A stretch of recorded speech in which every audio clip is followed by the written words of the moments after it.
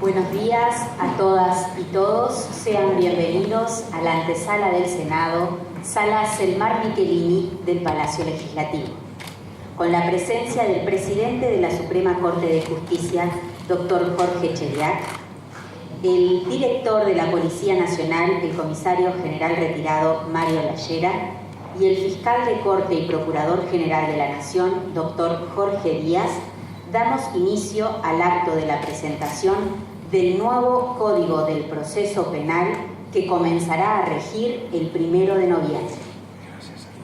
La ley número 19.293 aparejará una transformación trascendente para el desarrollo de los juicios penales en todo el país.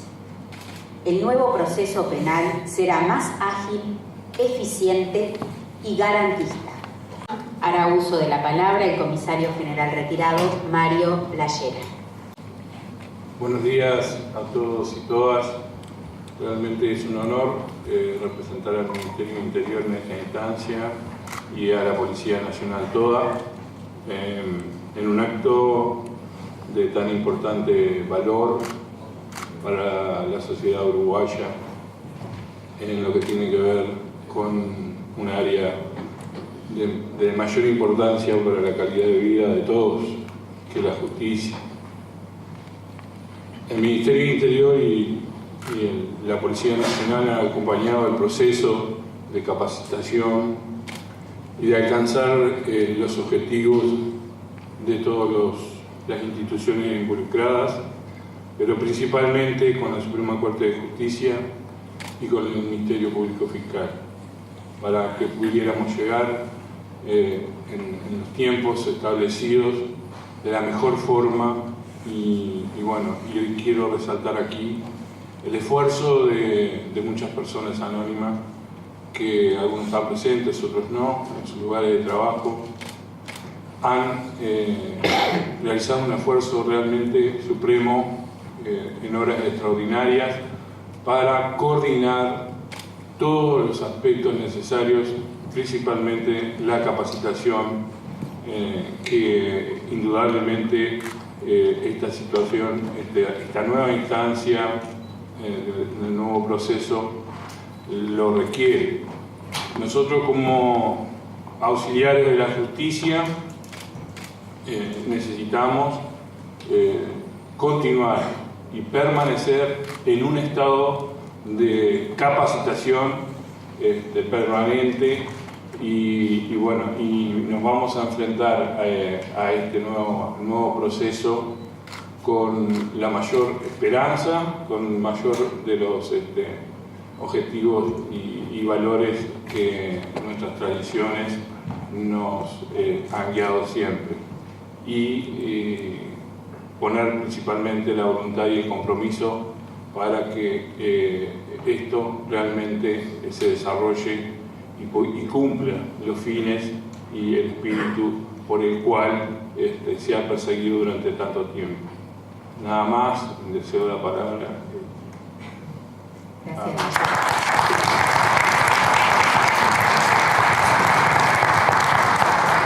Cedemos ahora el uso de la palabra al fiscal de Corte y Procurador General de la Nación, doctor Jorge Díaz. Bueno, buenos días a todas y todos. Hoy es un día de una enorme alegría para los integrantes de la Fiscalía General de la Nación y para mí en particular. Estamos en esta casa, que es la Casa del Pueblo, donde trabajan los representantes más directos de la ciudadanía, presentando, junto con el señor presidente de la Corte y con el director nacional de la Policía, presentándole a la población en general el nuevo Código de Proceso Penal. Hoy es el día donde podemos anunciar con la más absoluta certeza y sin lugar a la menor duda que a la hora 00.00 del 1/11 comenzará a regir un nuevo proceso penal en el Uruguay. Será ese el día en que enterraremos para siempre este viejo proceso inquisitivo, escrito, discontinuado y reservado que rige hoy en el Uruguay y que hemos heredado del Reino de España a través de la ley de partida, y desde que los albores del Uruguay independiente hasta la fecha no ha sufrido prácticamente ninguna modificación. Hoy es el día donde podemos anunciar que en cuanto a la administración de la justicia penal, el Uruguay pasará directamente del siglo XIX al siglo XXI. Comenzaremos a aplicar un proceso acusatorio, adversarial, oral y público. Más adelante trataré de explicar qué significan cada una de estas palabras en forma muy breve. Pero déjenme decir que esto que estamos anunciando hoy, esto que estamos presentando hoy, para decirlo en las palabras de mi viejo maestro, el doctor Adolfo Yeltsin Vidal, es el cumplimiento de un viejo anhelo, la transformación del proceso penal uruguayo. Para nosotros, y para mí en particular, es además la concreción de un sueño. Y es además, permítaseme hacerlo en términos personales, el cumplimiento de la palabra empeñada ante el Senado de la República en marzo del año 2012, cuando fui designado fiscal de corte y procurador general de la Nación, y en la cual juré por mi honor trabajar sin prisa, pero sin pausa, por lograr que en el Uruguay tuviera una transformación del proceso penal. Hoy podemos decir que por lo menos en cuanto a la entrada en vigencia hemos cumplido la palabra empeñada. Pero fundamentalmente es el resultado del trabajo incansable de un conjunto de mujeres y hombres de distintas instituciones que desde hace mucho tiempo están dedicando horas de trabajo, horas diarias, fines de semana, horas de descanso. Me consta que es así en las distintas instituciones porque hemos logrado avanzar en aspectos tales como la interoperabilidad entre los distintos sistemas informáticos, que seguramente van a redundar en un mejor funcionamiento del sistema de administración de justicia. Y permítaseme, en este caso, resaltar, o por lo menos referirme en particular, a las funcionarias y funcionarios de la Fiscalía General de la Nación, que desde hace mucho tiempo han tomado esto como una auténtica causa, como una auténtica bandera, y han creído contra viento y marea que este sueño era posible de concretar. A todos ellos, muchas gracias. Porque hoy concretamos ese sueño. Para que la población lo entienda, ¿qué significa este cambio? Porque muchos podrán pensar que esto es un cambio de normas, que lo que hacemos es cambiar el orden de los actos procesales y que cambiamos una ley por otra. No, este es un cambio mucho más profundo. Este es un cambio de paradigma. Este es un cambio cultural. Este es un cambio en el ADN de la administración de la justicia penal uruguaya. Pasamos a un proceso acusatorio. ¿Qué significa, para que el ciudadano común y corriente lo entienda, qué significa un proceso acusatorio? Significa un proceso donde los roles de los distintos actores de ese proceso están claramente diferenciados. Donde hay un servidor público que investiga y acusa, que es el fiscal con el auxilio de la Policía Nacional. Donde hay una persona acusada de un delito que asistida por su defensor que se resiste a la pretensión de ese fiscal, y donde hay un juez que cumple con la función esencial, natural de un juez, que es la de juzgar, la de resolver un conflicto que se le presenta. Roles claramente diferenciados que hoy en día en nuestro proceso actual no lo es así. Un proceso adversarial, donde dos partes, el fiscal y el imputado asistido por su defensor, se enfrentan en un proceso contencioso con igualdad de armas, como dice la doctrina procesal, es decir, con igualdad de condiciones, con igualdad de posibilidades, donde no hay una parte que tenga determinados privilegios respecto de la otra. Un proceso oral, y va a ser un proceso oral, no un proceso por audiencia, porque la implementación del sistema audible del Poder Judicial va a permitir que las audiencias sean grabadas y que sean orales, y que no tengamos más ese funcionario receptor escribiendo a máquina en la audiencia, cortando permanentemente el desarrollo de la exposición de una parte o de la otra, o lo que dice el testigo, o escribiendo resumidamente lo que dijo uno u otro, y después nos pasábamos 3 horas discutiendo a ver si donde digo, dije o dije otra cosa. Eso se terminó. Y eso es transparencia. Y se relaciona con la tercera característica, que es la publicidad. Los que trabajamos en el sistema de administración de justicia sabemos que de la puerta hacia adentro no pasa nada raro, pero el ciudadano que pasa por la puerta y ve la puerta cerrada tiene derecho a tener todas las suspicacias del mundo. Entonces el proceso será, además de acusatorio, adversarial y oral, será público. Obviamente quedará casos que no podrán ser públicos, porque si estamos hablando de niñas o adolescentes, sexuales, etcétera, etcétera, el hecho de que esa audiencia sea pública en definitiva termina revictimizando más a la víctima o perjudicando el desarrollo de la misma. Pero en general, el principio general es que esas audiencias serán públicas. Y eso es transparencia. Y en una sociedad democrática es necesaria la transparencia. Ahora que está, no voy a decir de moda, pero que está en boga hablar de la ética en la gestión pública. No hay ética en la gestión pública si no hay transparencia. No hay ética en la gestión pública si no hay rendición de cuentas públicas de lo que hacemos los servidores públicos que recibimos nuestro salario de los impuestos que pagan los ciudadanos. Y este sistema permitirá eso. Al ser una audiencia pública, el ciudadano común y corriente podrá, lo hará si quiere o no, porque después dicen, bueno, las salas de audiencia están vacías. Bueno, pero es un derecho del ciudadano. El ir, estar, concurrir y controlar. Si el fiscal lo representó bien, qué rol jugó la defensa, si el juez cumplió con su función adecuadamente, si la audiencia empezó en hora, si terminó en hora, si las partes se comportaron adecuadamente, etcétera, etcétera, etcétera. Y esta transparencia, además, se va a poder lograr en base a los desarrollos tecnológicos que las distintas instituciones hemos ido desarrollando.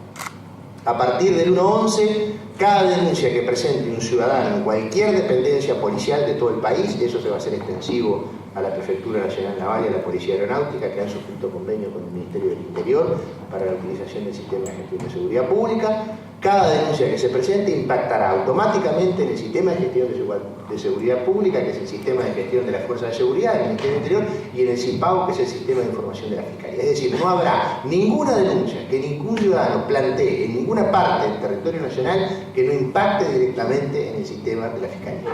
Es decir, la Fiscalía no podrá decir más, yo no me enteré.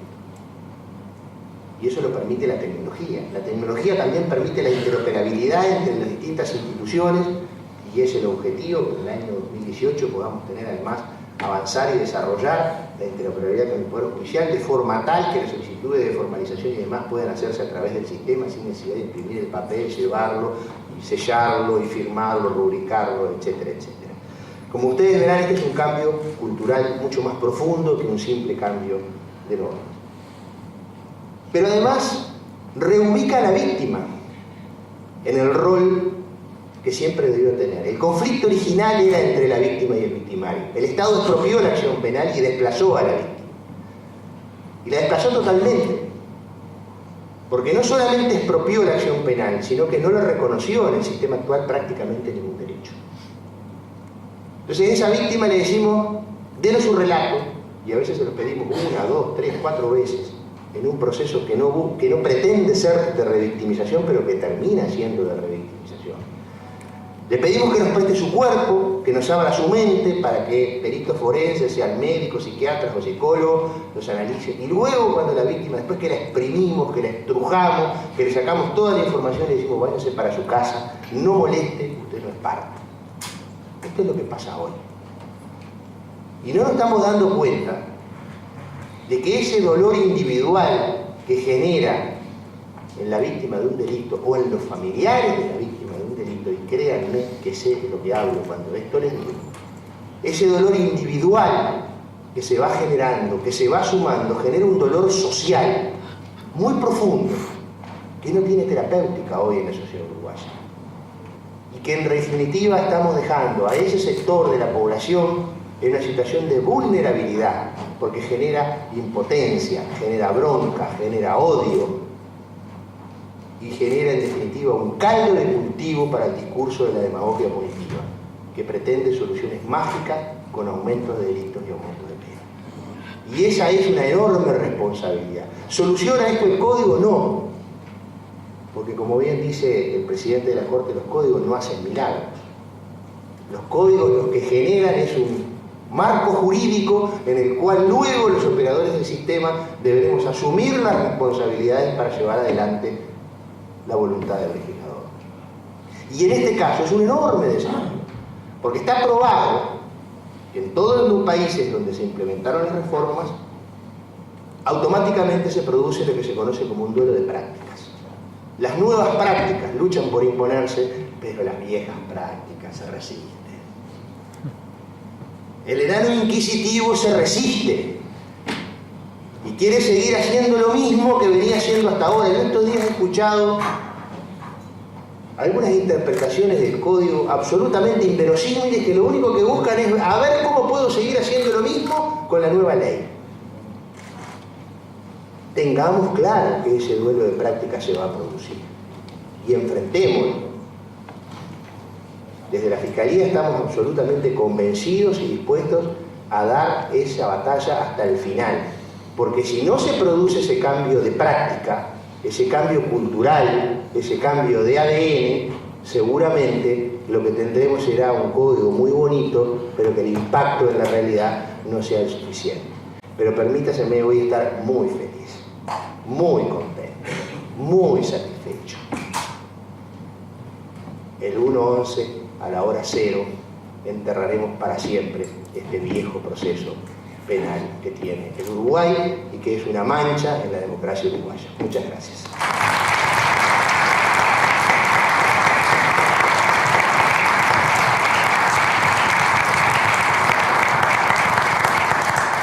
Muchas gracias, doctor Díaz, por sus palabras. Para cerrar el acto, escucharemos al presidente de la Suprema Corte de Justicia, doctor Jorge Chediak. Como peino canas, empezaré saludando, señoras y señores, muy buenos días. Por supuesto que henchidos de satisfacción y orgullo, igual que el señor fiscal de Corte y Procurador General de la Nación, igual que el Ministerio del Interior. Ha sido más de una larga década de lucha contra el escepticismo. Así que empezaremos los agradecimientos. Agradecer al Poder Ejecutivo en el primer gobierno del doctor Tabaré Vázquez, siendo ministro del Interior el doctor José Díaz, en donde se establecieron las dos comisiones, que en una trabajamos, en la otra no, y en la otra todavía está pendiente la aprobación del Código de Proceso, del Código Penal de Fondo. Esta ha sido exitosa, pero se llamaba Comisión para la Oficial de Redacción de las Bases de un nuevo proceso penal, ya ni siquiera un nuevo código, de las bases. Entonces todos pensábamos, bueno, haremos las bases, las estudiarán o no y terminarán en un cajón. La comisión trabajó 3 años, aprobó un código que no es exactamente el que está hoy, ya a punto de entrar en vigencia dentro de 12 días, y pasó algo bastante esperable. Ingresó al final de esa primera legislatura del primer gobierno del doctor Vázquez y perdió estado parlamentario. Y dijimos, bueno, ahí muere de nuevo. El presidente José Mujica vuelve a hacer propio ese proyecto, readquiere estado parlamentario, y el agradecimiento a las señoras y señores legisladores. Lo estudiaron, se estudió enormemente en el Senado de la República, se lo trabajó, lo hicieron propio y terminó milagrosamente no perdiendo estado parlamentario por segunda vez, sino aprobándose al filo de la navaja, a la uruguaya, al final del gobierno del presidente José Mujica. Luego empezó lo más difícil. Todos dudábamos, más de 10 años atrás, de que aparecieran los fondos, porque somos uruguayos, decimos, bárbaro, puede estar quizás en algún momento la voluntad política. La voluntad política estuvo generalizada de parte de todos los actores del sistema político, de absolutamente todos los partidos con representatividad en el Parlamento, en esta casa, en la Casa de las Leyes, una suerte de milagro. Y además aparecieron los fondos. Segundo milagro. Habíamos los uruguayos ya pateado esta piedra. Habíamos tratado de implementar una reforma similar y fracasamos. Entonces también el escepticismo, perfecto, pero se pondrá en vigencia. No empezaremos a prorrogarlo una vez, una segunda vez, una tercera vez y terminará otra vez prorrogado sin edie, sin término y sin aplicarse. En algún momento con el doctor Díaz decíamos qué sabios fueron los codificadores del Código General del Proceso de 1989, insignes procesalistas como el doctor Vesco y el doctor Tarigo, el doctor Yeltsin, que en esto no se metieron, que hicieron la reforma de todos los procesos en el Uruguay, salvo el proceso penal. No se metieron en este berenjenal. Y sin embargo, las instituciones trabajamos, todas. Poder Ejecutivo, Ministerio del Interior, la Fiscalía, que hubo que reinsertarla institucionalmente. Miren si será un rediseño de la política y no un cambio de ley. Hubo que reconstruir la Fiscalía, reinsertarla institucionalmente, dotarla de instrumentos que no tenía. El Poder Judicial ha aprovechado, hemos aprovechado este rediseño fabuloso, por supuesto que largamente demorado, como dijo el fiscal de Corte. Solemos decir que estamos obligados desde 1985, cuando ratificamos la Convención Americana de Derechos Humanos, que claramente establece que el derecho penal, que el proceso penal debe ser público. No, esa fue la segunda vez que nos obligamos internacionalmente. La primera vez que nos obligamos internacionalmente, ninguno de los que estamos sentados en esta mesa éramos nacidos. Fue en 1948, en la Declaración de Derechos Humanos de Naciones Unidas, donde también se establece que el proceso penal debe ser público. Dentro de 12 días vamos a cumplir con esa obligación internacional que el Uruguay, país signatario original del Pacto de Naciones Unidas, debió hacer muchísimo antes. Los códigos sin duda no hacen milagros, y este no lo va a hacer. Pero como decía Einstein, hoy estamos citando gente mucho más inteligente que nosotros, no hay peor forma de desacreditar un sistema democrático de gobierno que aprobar leyes que no entran en vigencia. Eso desacredita el sistema todo. Esta vez aprobamos una norma, la hemos modificado, último escalón de escepticismo.